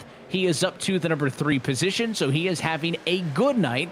But the bar is stacked oh so high when your competition is the likes of Richard Regan. I think the next one in line may be the 51 of Jeff Evans. Evans has been a bit quiet, hard to be when your truck is that bright in the Miracle Flow Ford, but he started this race in 8th position, Derrick, and has kind of been around there all night long. We check in with him as he rides right now in P11. Yeah, doing a great job, really kind of sniffing around the top 10. Has been up and down this field as the night goes on, having a great run here. Moving back is Doug Evans. We've seen Doug involved in a couple of minor incidents throughout the night. Another bright truck, and that bright green is Doug Evans, and having a pretty solid night overall for Doug Evans. And then last but not least, unfortunately, is the one truck left in this group, and that is Nicholas Schwartz. Hold on, we got trouble a little bit. I'm hearing some anger across the track.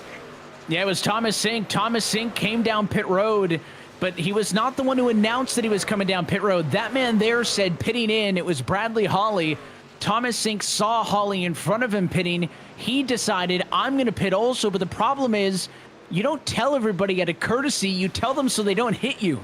And the 48 gave no warning to the 4 Reese Bogue behind him, and there was the contact into the corner.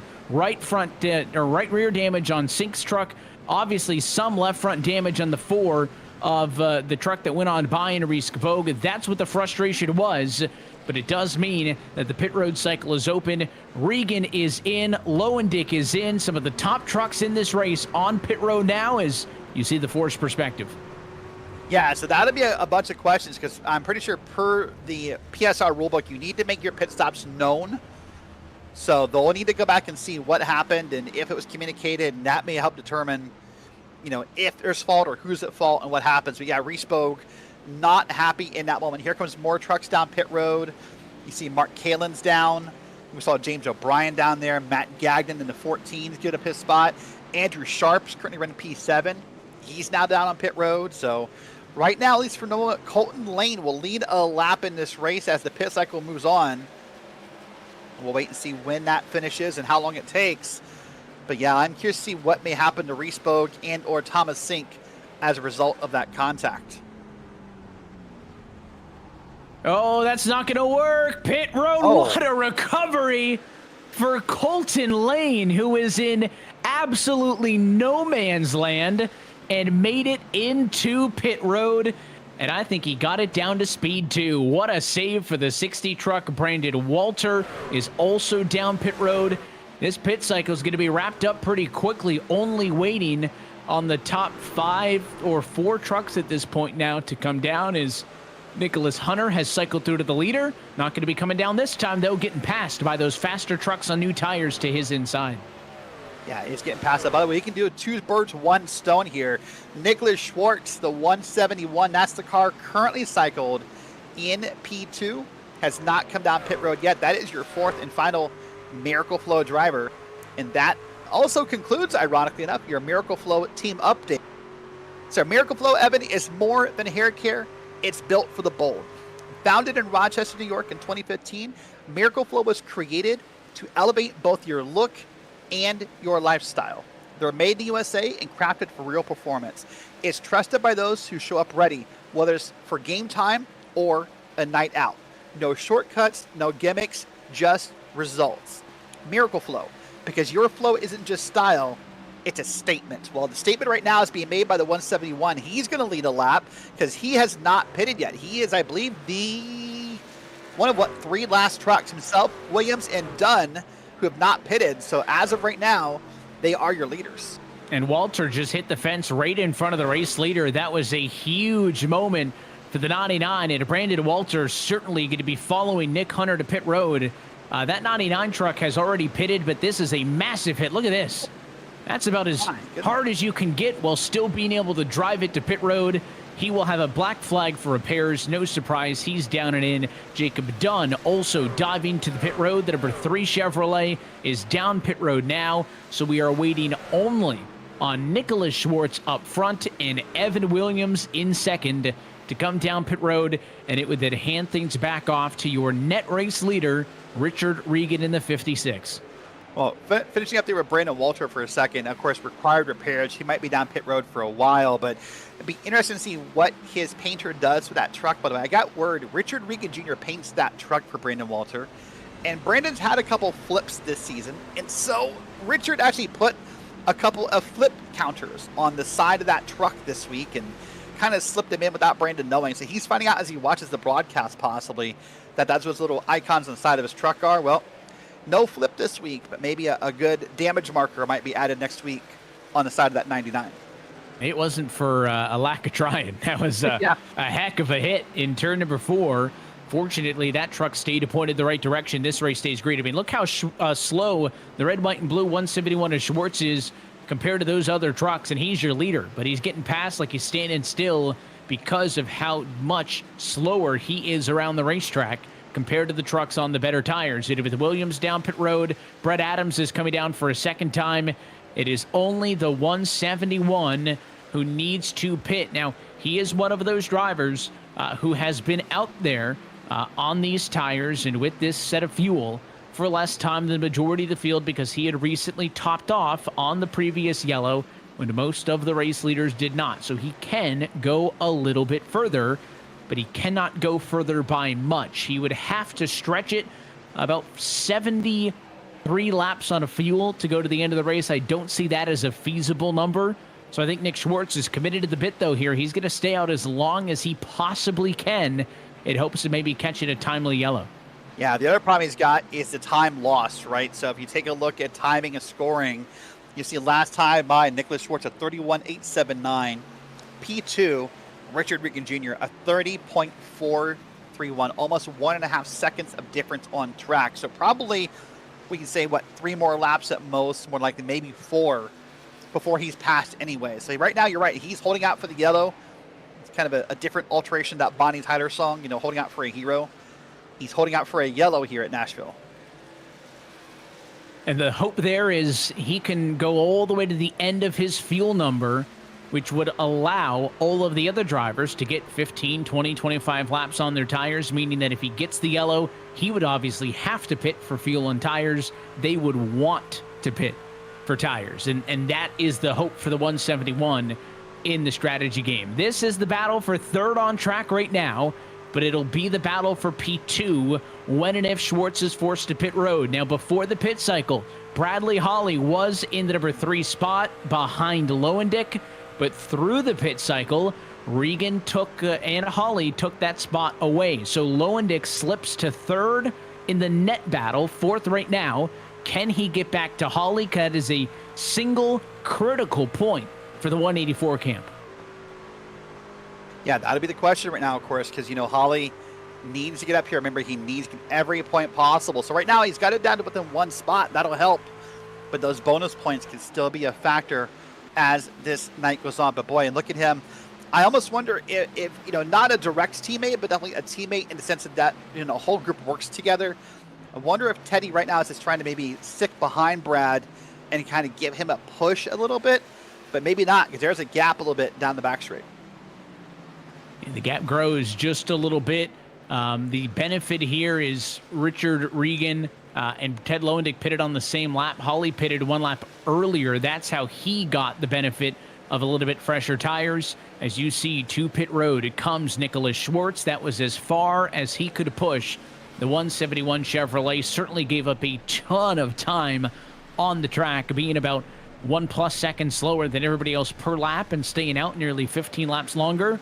He will have better tires on the back end, but he was pretty committed to that strategy, and that does complete the pit cycle. So Regan back to the lead in search of what would be an astounding 6th race victory in 8 attempts, a 5th race victory in a row, if he can stay the fastest man in Tennessee for the next 15 minutes.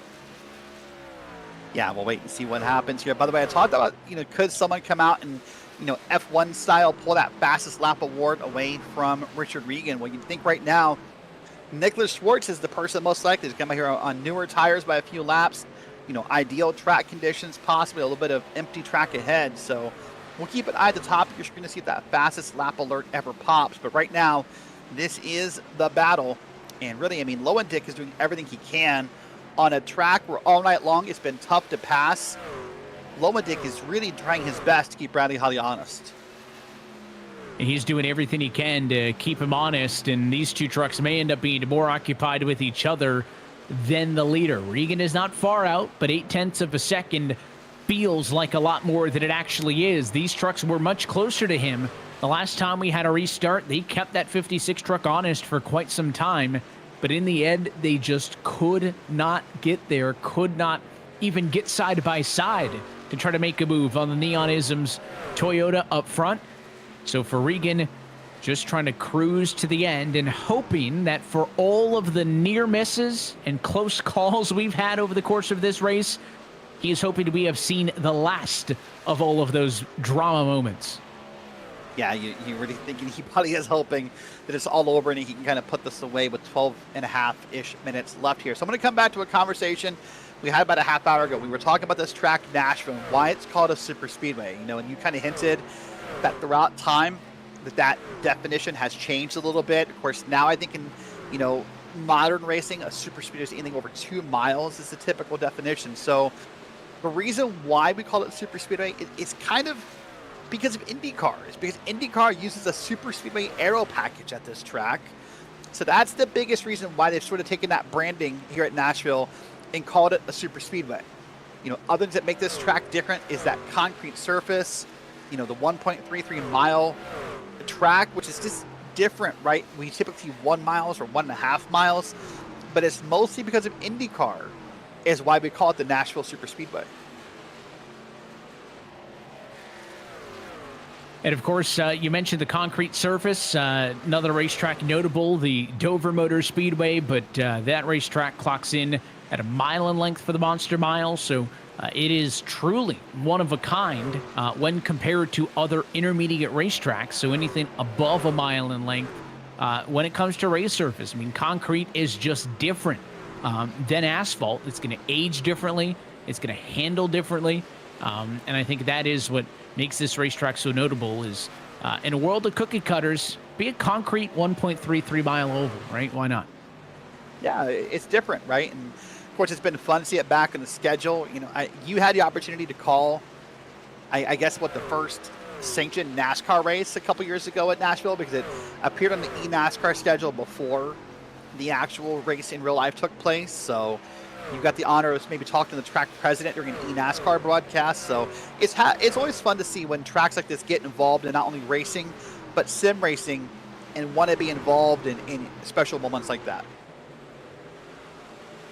And this racetrack, again, was late to iRacing, right? One of the more recent scans. You know, the original version back when it was ran about a decade and change ago wasn't on the service, but happy to see this racetrack make a comeback and happy to have it as a staple in pretty much all of the leagues that run here on the iRacing service. It seems to be a track that has been well received by members and has a lot of positive feedback. And so far, so good. We've seen a lot of action tonight. This race could easily have double the amount of caution flags that we've seen, but we've gotten a little bit lucky with some of those moments of drama. And it leaves us now with the question on, can Bradley Holly do anything about catching Regan, let alone defending Ted Lowendick? Because last time we checked the live points, when Holly was third, Regan was first. It was the exact split needed to secure Richard Regan Jr. this SimGamingExpo Truck Series championship. With Holly up a spot, it goes from a 54-point gap to maybe a 53. Again, those numbers unofficial. We'll confirm post-race, but as they sit there, it could be doable. So we'll have to keep our eyes on it. Look at this group, though. From 11th position on back, it's 6 race trucks under a blanket. Yeah, look at this. A bunch of trucks involved here. You see Nicholas Schwartz is back there. Steve Loving is back there. Reese Bogan, the 4 is up top. Reese Bogan is a driver who's had this a bit of a up and down night. Remember, had that close call with the pit cycle. So these guys right now are trying to find every inch of track they can. And of course, other thing to talk about real quickly as we begin to get to the closing minutes is the odd shape of this track, Evan. It's a cookie cutter of sorts, but it sort of has a dog leg in the front. It kind of reminds me of the old Nazareth track that we ran back in the early 2000s, mostly on the, you know, what's now the Xfinity schedule. But not only is this track concrete, not only is this sort of an odd distance, but it's a very odd layout for these drivers to deal with. It is. It's, there's a lot of racetracks. You think Chicago, where there's a huge, right, front straightaway grass area because the curvature of that front straightaway is very extreme. The tri-oval in itself is more of a tighter corner. Here in Nashville, it's not quite so far away from the pit lane. So what that means is your exit of a turn number 4, a little bit more, gradual, or tighter, I should say, as you come off of the corner than one that might loosen up quicker. So the corners feel a little bit longer here than maybe they do at some of these other racetracks. And then again, that apron is so tantalizing, but unlike a Vegas, is a track where people go down to the apron all the time. The apron is so skinny here, and because that tri-oval area comes and goes so quickly, if you're going to the apron, you're really committing to it in an aggressive attempt to make a pass. If you're single file, we're not seeing a ton of usage of that apron on the front straightaway. And the danger of that apron is because of that sort of dogleg style front straight, there's no great transition back up here, right? It's not like, you said Kansas, maybe Chicagoland, Vegas, where there's a big wide area across the front straight. If you try and use that banking down there, the transition back up is not going to be even. It's going to be very awkward. It's going to possibly unsettle that truck. And it's truly, honestly, a risk versus reward kind of scenario about, will it work, won't it work? And so not something that many drivers often try. Here's Doug Evans, though, and Reese Bogue is trying to get around him. Reese Bogue now, again, having a hard night. A driver who really seems to be up and down the season. Had a couple of great moments and then had a couple of not great moments as well. But look at this back here, P4. James O'Brien, Mark Kalin, as Kalin almost got up in the wall, if did not maybe make contact with the wall. Yeah, they're really starting to push. Remember, Kalin was chopping his way through the field on the tire advantage, but now that they've all come down pit road and pitted, that advantage is gone. He's going to have to make this move on James O'Brien straight up. Both of these trucks pitted on the same lap in this race. They do both have slightly better tires than the 3 trucks in the top 3 in front of them. Maybe not enough to the point where they could catch them, as there's that second look of the contact for the 62. That was one of the harder hits, though. I would not rule out the fact that maybe hurt the 62 a touch, because he has not snapped right back up on O'Brien. He may still get there, but reeling for at least a lap is Kalin in P5. Yeah, reeling is probably a good word for that here. And someone hoping to reel someone is Bradley Holly. Look at this. Look at the lap difference, lap by lap between Regan and Holly. You see, it kind of goes back and forth, but not by much, right? By less than 1/10 of a second is what they keep kind of swapping back and forth per lap here. And so it seems like it'd be very hard for Holly to close this gap. And unfortunately, I know it's not clinched at 53, Evan, but I mean, 53 basically means if Richard Regan shows up next week and turns on the truck, he likely wins. There's no drop week next week. You can't drop a result. So whatever happens next week happens at Michigan. So again, unless Holly gets around here and wins this race, this is, in my opinion, virtually clinched at the end of this race. And we'll see if that is going to be the end of the story for this championship battle, or is anything left for Bradley Holly. The last 2 of the 3 laps around have gone in favor of your leader. Now Holly takes one back, but those gaps of 7 100ths, 8 100ths, you're not going to catch him with that much time. You're going to basically need, with about 8 laps to go worth of time left in this race, about 1/10 of a second every trip around this Nashville Superspeedway if you want to catch him and steal the race win in the Gold Octopus Homegoods 188 and keep yourself in contention for the title. And I think the second problem is Holly, for much of this run, has just been too busy dealing with Lowendick behind. I mean, the 13 hasn't been able to get alongside him quite yet, Derrick, but that truck in the mirror doesn't help you focus at all on things out front. No, it really doesn't. You're so busy worrying about the mirror, that becomes your focus, right? It's target focus or target obsession, if you will, that gets a hold of you. But right now, that gap is just slowly growing from 0.5 of a second to 0.6 of a second. Good news, though, a little bit. I thought maybe Regan was going to get slowed up by the lap truck, but Zach Williams is pulling up here and going to let Regan on through. That may have been the last hope Bradley Holly had.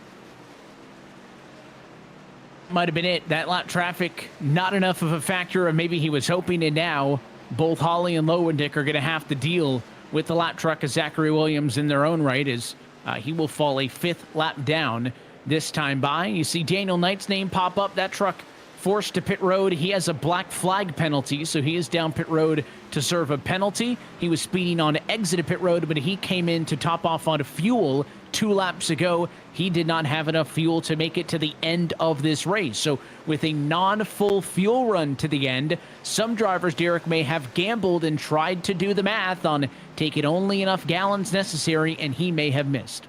And that's the hard part about timed racing, right? It's not a lap count. You can't say, hey, I have, whatever, 50 laps left. This is the gas I need.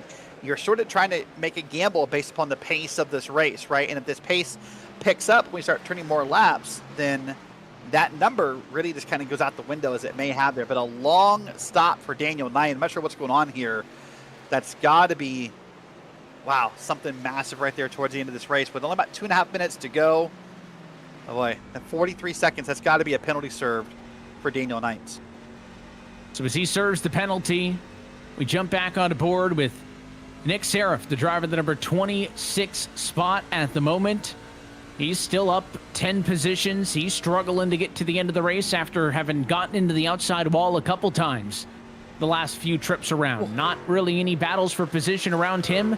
Just try to get her home, but there's another one right there, and those are not the pictures you want to see if you're Richard Regan Jr. 2 minutes left on the clock. Make it about 3 to go this time by. I mean, it is a picture you want to see. Remember, timed racing, so we're going to end at zeros. So if you're Richard Regan, maybe at this point you are hoping for the yellow, because it would take a while to get the field lined up and get that one lap in under yellow. So I legitimately think we're at that point of no return. I don't think we get this thing lined up in green again. So if I'm Richard Regan, I might be rooting for that yellow flag to come out. May just be the case, as we are now inside of a minute 30 into your point, likely beyond the point of no return, where a yellow flag would end the green flag racing in this one. Regan with some more lap traffic to deal with. Next man up going to be Matt Sheriff in the number 43 truck. He gets by, no issues ahead of these two. And now, is there a last breath effort for Ted Lowendick to steal the number 2 spot away? Daniel Knight, fresh tires, just off of pit road, going to catch these two. Does that lap truck play a factor at all? Inside of the final 60 seconds in Nashville, Regan trying to drive to a championship. Yeah, I see Regan's lapped another call in the moment here. I think we're 2 laps to go is where we believe we set at this moment. And I'm pretty sure Lowendick's is going to sit back here, Evan. These guys are good friends. They've been teammates in the past. I don't predict Teddy's going to do anything to possibly cost Brad that point. But here's Richard Regan down through 3 and 4. Barney the flag mentioned should be showing the white flag this time, and Regan must be all smiles. Should be all smiles, and there it is. White flag and 1 lap to go from Nashville for Regan. What a season it has been, no doubt. The season started wide open. Mark Kalin, Richard Regan, Steve Loving, the race winners in the first 3.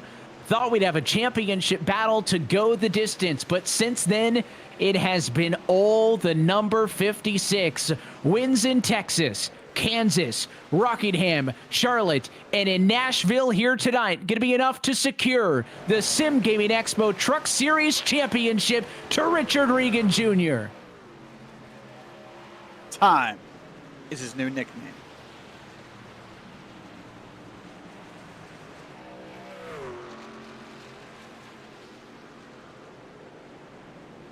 The congratulations pour in. The drivers will come and give him a thumbs up and a round of applause. It is a deserving effort for the man who has now won the last 5 races consecutively, 6 race wins over the course of 8. You could not ask for a much better performance from Regan, and he will be able to secure himself the championship with a race to spare. Yeah, that's got to be a good feeling, right, to have that moment wrapped up, to know next week is just for fun. Now you get to go maybe to see if you can become 6-time and not need to worry about points or battles. You have 1 goal next week to win. Well, here he comes to the start-finish line. Now, you know what? He told me tonight that his girlfriend, who runs Kaylee's Sweet Cupcakes, encourage him to do his own little victory lane. Instead of drinking a glass of milk, she said he wanted to eat a cupcake. He says that between the chocolate and the peanut butter on the cupcake, he's not sure he can get it down and do the interview. We'll see if that happens, Evan. Sounds like a good celebration to me, and the celebration is ongoing as your 2025 Season 1 champion of the Premier Sim Racing Sim Gaming Expo Truck Series. Take a bow, Richard Regan Jr. Well, I'm sure the burnouts are going to continue well and into the night, but as we head into post-race in tonight's race to get set for the Riga DeBoga Motorsports post-race show, let's take a look at tonight's full race results here from just outside of the Music City. It is the Riga DeBoga Motorsports neon driver of Richard Regan Jr., who punches his ticket into victory lane here tonight and may just try to keep that team battle interesting. Although, how about the Whataback Racing trucks? It may not be a title for Bradley Holly, but with a P2 and his teammate Ted in third, Whataback Racing, great showing for them in terms of the team championship. James O'Brien comes from fourth, ahead of a pair of Solpec Precision Racing teammates in Mark Kalin and Steve Baker. Jeff Evans is seventh, Matt Gagnon is in eighth position, Drew Wilkie ninth, and Steve Loving in 10th. Moving back to P11, you'll find Nathan Deering with Kyle Dewey back behind him in 12th. Doug Evans finishes 13th. Andrew Sharp in 14th. Reese Bogue back in 15th. Dustin Bumgarner, Nick Hunter, Colton Lane, Stacy Hunter, and Mike Toomer Jr. round out your top 20. Continuing on through P21, it goes to Matt Sheriff, Nick Schwartz, Jacob Dunn, Blame Adams, and Evan Williams, your drivers inside of the top 25. Again, all of these drivers one or multiple laps down, with Nicholas Serif, Brett Adams, Zachary Williams, Daniel Knight, Thomas Sink, the drivers in the top 30. And then the rest of these drivers not able to make it to the scheduled distance. It'd be James Morgan, 31st, Brandon Walter, 32nd, Doyle Lawrence, Brian Tope, and Nathan Ray does not take to the green flag. It's looked top to bottom at your full race results as we head to the Riga DeBoga Motorsports post-race show. Speed is just the starting point. Success is built through discipline, focus, and development. At Riga DeBoga Motorsports, our iRacing coaching is built to develop winners. Through one-on-one training, we focus on the fundamentals that turn fast drivers into champions. Smart racecraft, disciplined decision-making, and pressure-proof performance. This isn't about chasing quick results. It's about building the foundation for lasting success. Riga DeBoga Motorsports, developed for wins, built for championships. Well, and while we wait on our champion, I think Derrick, he's still celebrating, so I think you've got a chance to talk with some of our other top finishers. Yeah, let's go ahead and do that. Let's go and talk to the driver who finished P2 on the evening, Bradley Holly. You did everything you could tonight, just could not close that gap, it felt like. No, I mean, maybe if I didn't have the little slight contact with Nick at the end and really just piss the tires off, but I was going to have to work really freaking hard to get to him, and, you know, I don't think I was going to, no matter what. So you rode all night with basically Ted Lowendick right there with you all night long, a good friend, a teammate at times, and you guys will battle next week for second on back in the points, but, you know, how does that, obviously probably a little disappointing, though Richard's basically got it locked up, but does it take some pressure off of next week just to go out and race and have fun? Yeah, I mean, that's kind of how I've been treating the whole this whole season. You know, I'm just trying to have fun and not take it as serious, so I'm not getting mad about something silly, and you know, just trying to enjoy myself. You know, life gets in the way sometimes, so it's kind of, this is my getaway. Yeah, so I'm gonna ask you a funnier and more appropriate version of a question I asked you earlier. Which happens first? Bradley Holly wins a race in PSR SimGamingExpo Truck Series, or Mark Kalin finishes that Titanic build that's never getting done? Me winning the race, because Mark doesn't know how to build a Lego set, apparently. Yeah, says he just finally ordered. Says he apparently we just finally ordered the light set this week. I thought that thing was ordered like a month ago, for the record. He ordered it 2 weeks ago and just got it, I think, Just today. got it, okay. So I will be pestering to see what the hell he's doing to make him get it done faster. Shoot, the real Titanic had already been built and had its one voyage by the time Mark Kaling gets this thing built. You know that, right? Mm-hmm. Oh, I know. My brother's probably going to finish his AT-AT before Mark finishes Titanic. Well, behind you is a look at, of course, the room, the color-coded room for the car colors, all the Lego sets behind you. Anything you need to point out this week? No, it's going to be a little bit before I get something new. I'm going to have to... I've got my eye on the 747 that carries the space shuttle set. That's like 230 that I want to get, but I got to find space to put that big behemoth because it's 2 feet long and I think 1.5 feet wide. And time to tell them you need a room in the house. Man, I mean, I could take over our bedroom, but I don't think that's going to go well.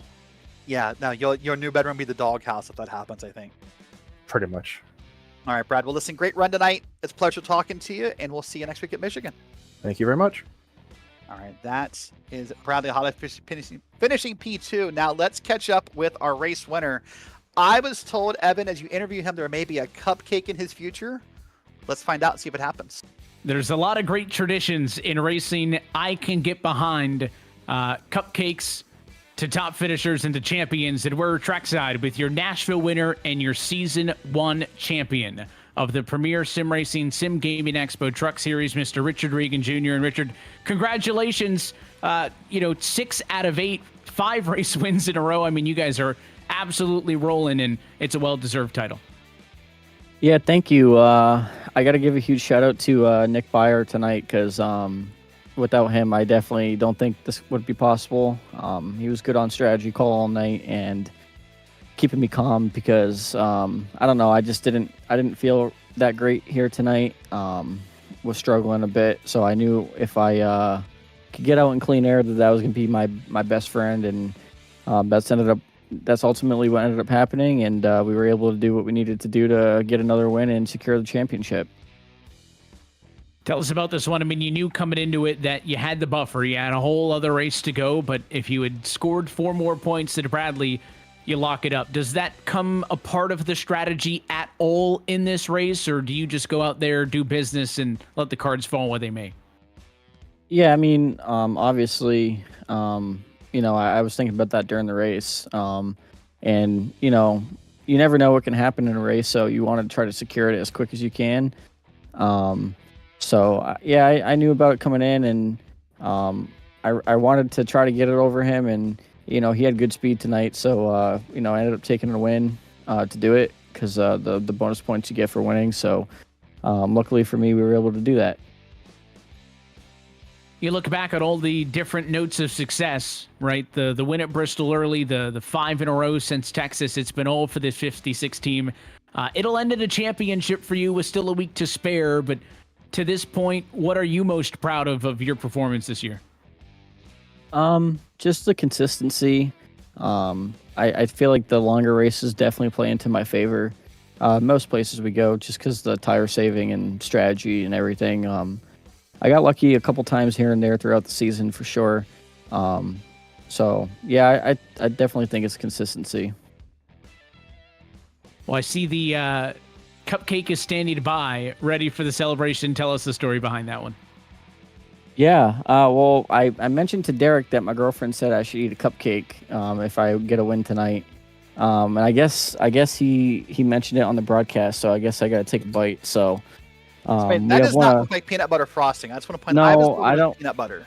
I don't like peanut butter frosting. So I'm gonna have. How un-American are you that you don't like peanut butter frosting? We have a talk about this post race. I don't understand. Wait a minute, you're eating a cupcake with a fork? Of course. He can't get the wheel dirty. He's not a heathen. No. Yeah, no. He's a heathen. He's let's in his honest. place of work. He's in the sim rig. Unreal. Stuff your face in there like a man. Yeah. Oh, I will once we get out of here. This is like watching the Indy 500. If the Indy 500 winner sipped his milk through a straw, is the equivalent of what we're doing right here. This is unreal. This is blasphemy. To be fair, I did not see Alex Palou dump the milk on himself, unless I missed that in victory lane. So it is the year of classy celebrations. Richard, we'll let you get out of here and enjoy this victory. Before we do, though, as the champion, anybody else you want to say hi and thanks to? Yeah, I got to give a shout out to Kaylee Sweet Creations providing the post-race meal tonight. Mission 22, Multiple Sclerosis Society, Neonism Paints, Jay-Z Photography, Stant Analyzer, everyone that is on Regenberg Motorsports. Shout out to Nick Byer again. Everyone at Premier Sim Racing, and you guys at Green Flag TV. We appreciate you and the rest of the guys putting on a show on track every night, which makes things a lot easier for us, Richard. We appreciate the time, and again, congratulations. Thank you, guys. Have a good one. Well, he's going to enjoy the sweet treat as the celebration. Derrick, I'm assuming someone's going to knock at our doors any minute and drop those off, right, for us to enjoy them as well. But yeah, let's continue the conversation post-race. Ted Lowendick is your third place finisher tonight, and you've got him. Yeah, Teddy, what a great run tonight. I mean, you led some laps tonight. You had Theodore Jr., of course, on the back end of the truck, kind of rooting you on. So the thing I got to ask you, though, that really stuck out to me in this race, I think it's the first, the second restart, you had an amazing jump on the leader on that restart. What happened? Just good timing, or did you pick up on something? Or what caused you to kind of get that jump on the 5 truck? I was in the lead, right? I can't remember the second one or the first one. Yeah, I think where you passed Derrick may have been the first one, I think. Yeah. Honestly, I can't remember. Fair enough. I can't remember. I don't know. Restarts are fun. And a couple of them I jumped out there pretty far on and was like, oh. I don't know. It was probably just luck, to be honest with you.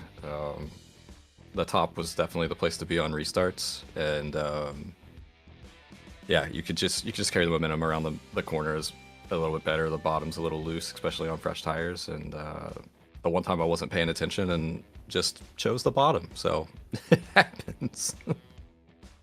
Oops. Well, it felt like you had a great run up front, and then, of course, once Richard got around you, you just never really able to catch back up. Was it just a difference of clean air, dirty air? Was it a difference of tire wear? What do you think kept you from getting back up front? It's just the same thing that we've been battling every week. Once you get someone in front of you, the truck just handles a little bit differently. I was trying to keep the left side of the truck a little further to the left on corner entry to keep the air on the nose to get the downforce that we need, and that seemed to be helping.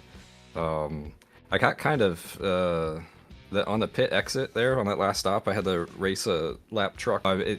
It is what it is. It's fun though. I was listening to some old country music because we're in Nashville during the cautions. So running up front, let's just say I like it, I love it, and I want some more of it. Okay, I was wondering how old we're getting. I was wondering if we're doing like Randy Travis old or Brooks and Dunn old. I was kind of wondering what we were defining as old. I was getting a little concerned for my age when you said old country music. I believe the playlist I was listening to is 90s, so... That's not old. Well, all right. For me. All right. Well, I'm done, because now I'm old, and I feel like a dinosaur. Well, listen, great run to P3. We'll see you next week at Michigan, and good luck to you. Thanks, guys. Have a good night. Thanks, Ted. Well, that is, I believe, the ending of our podium interviews, Evan. Yeah, that'll do it for our top 3. A big thanks to Richard, Bradley, and Ted for giving us some time post-race in this one. And the story of the night is not only the race victory, number 6 on the year, number 5 in a row for Richard Regan Jr. Of course, the championship goes to him in the 56, which is the headline. Yeah, it's a great run tonight, but we're not done. We may have crowned our season 1 champion, but next week we went from the darkness of Nashville to the brightness of the state up north, Michigan International Speedway. 1 week from tonight, June 4th, 8:30 p.m. Eastern. And of course, remember, if you want to get involved in season 2, that picks up in only a couple weeks. June 18th will be the first race. You can scan that QR code with your phone, and you can join the Discord and get information when signups open. Less than a month out. You're not going to want to miss that one. You're not going to want to miss the season 1 finale at MIS. We hope you join us for that one. Until next time, though, that is it for us here tonight from Nashville. On behalf of our entire team, for Green Flag TV, for the Premier Sim Racing, and for your broadcast team tonight. For our producer, Dustin Ollis, for Derrick Watson, and myself, Evan Posocco, I want to say thanks for tuning in, and we hope to see you next time. That is Wednesday, June the 4th, from the Wolverine State, Michigan International Speedway for the season finale of the SimGamingExpo Truck Series. That race and every race can be found right here on Green Flag TV. Until then, good night from Nashville, and congratulations to your Truck Series champion, Richard Regan Jr.